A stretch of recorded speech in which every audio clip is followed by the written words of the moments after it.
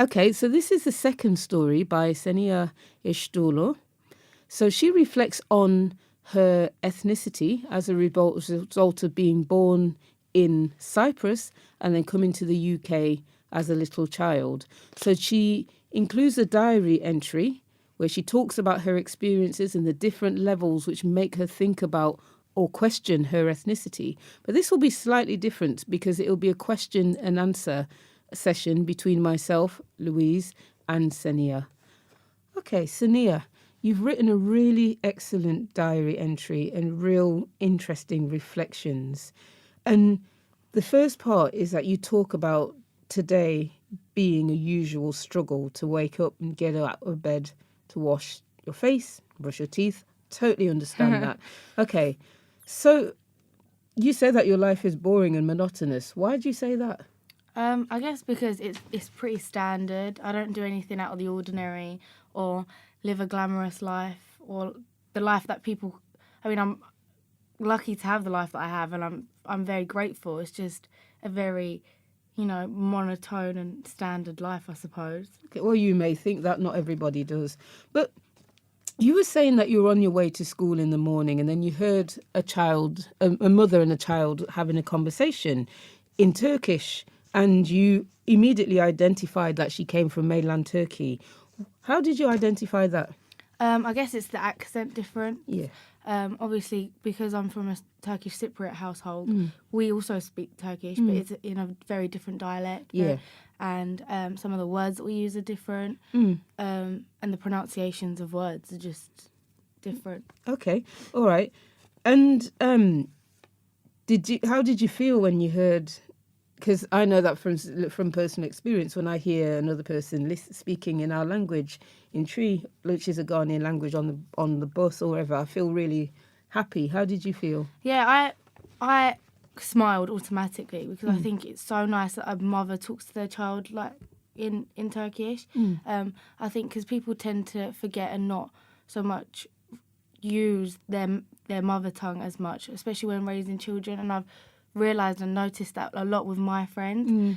And just to see a little girl grow up sort of in a similar way that I have with my parents, it was quite nice, quite a nostalgic feeling.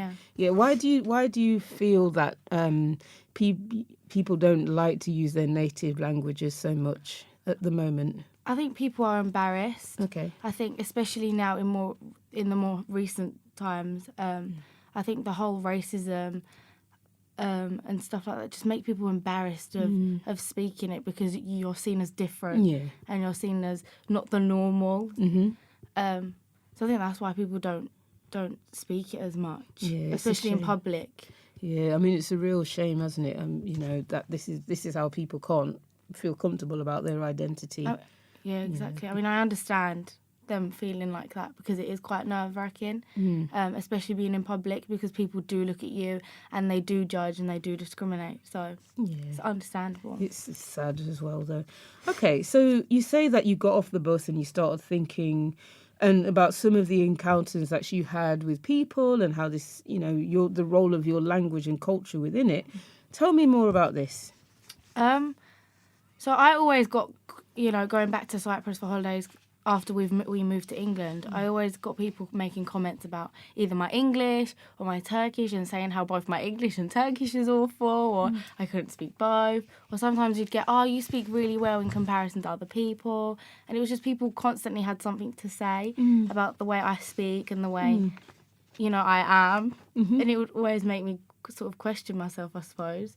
And kind of question my ethnicity and my nationality and what do I identify as? I'm still kind of not sure. Okay, that's interesting. So I mean, so here you say, you were born in North Cyprus and then you came here as a child, and you're asking yourself whether you're British or Cypriot, and the fact that you speak both languages as well. Is this what adds to the questioning? You are asking the questions? I think it does add to it, but I think also culturally at home we've constantly grown up with the Turkish Cypriot culture, but then there's some stuff that are appropriate to sort of bring to England and still continue, and then other stuff just got left back home, and then there's other stuff that we've picked up here that family back home wouldn't have a clue of. So it does make you question. And I think I've started to identify as sort of both, and I've just embraced both. Yeah, good. I mean, does this, remember in class when we were talking about how all aspects of our identity, I suppose, are fluid. It's not fixed, and that it changes according to where we're at. Definitely, do you feel that this is the case for you? I think it does change.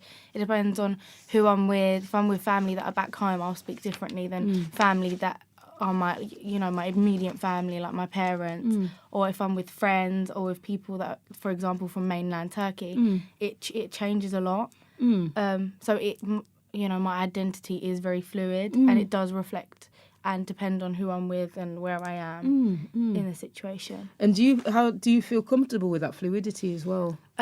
Sometimes I feel comfortable with it. Like I said, like with family it's different. With Cypriot people it's different. And I think people that understand that Cypriots are different to mainland Turkish people. Yeah. That's when I become more comfortable.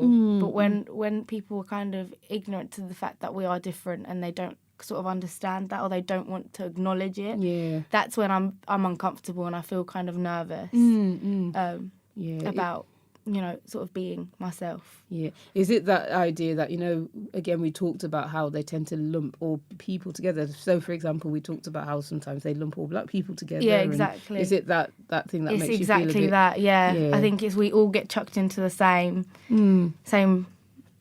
area and get treated the same when we're not. No, fair enough. Just out of interest, if you were to have children, what would you say in terms of their ethnic identity? I love being Cypriot. I love the fact that I was born there and, my whole family's from there. So I want to continue that. Yeah, sure. And I want my children to identify as that. But I also can't neglect the fact that England and being in England has influenced me as well. Yeah, sure. So I think if I was to continue have children in England, I think they would definitely have to sort of grow up the way I did. Yeah. And hopefully in a more, comfortable way. Yeah. I mean, in a more accepting. In a more tolerant of way, isn't exactly. it? I mean, and they say that arguably it I don't want to say it gets easier for generations and stuff, but the more... Because some aspect, aspects of the British culture and stuff like that, and then the other, your Turkish Cypriot side as well. So I mean, I guess their identities would be fluid as well. Yeah, but hopefully it would be in a far more comfortable way than my experience was at the moment. Yeah, well, things are very tricky at the moment, aren't they? In terms of ethnicity especially and now. Identity, it's tricky for all of us. Okay, well, thank you. This is a really beautiful piece, and I have to say that it made me think of my own identity as well. Of Ghanaian parentage, but being born and raised here. I mean, I wasn't even born back home, but it made me think, and I think a lot of people can relate to what's been said. So, thank you very much. Thank you.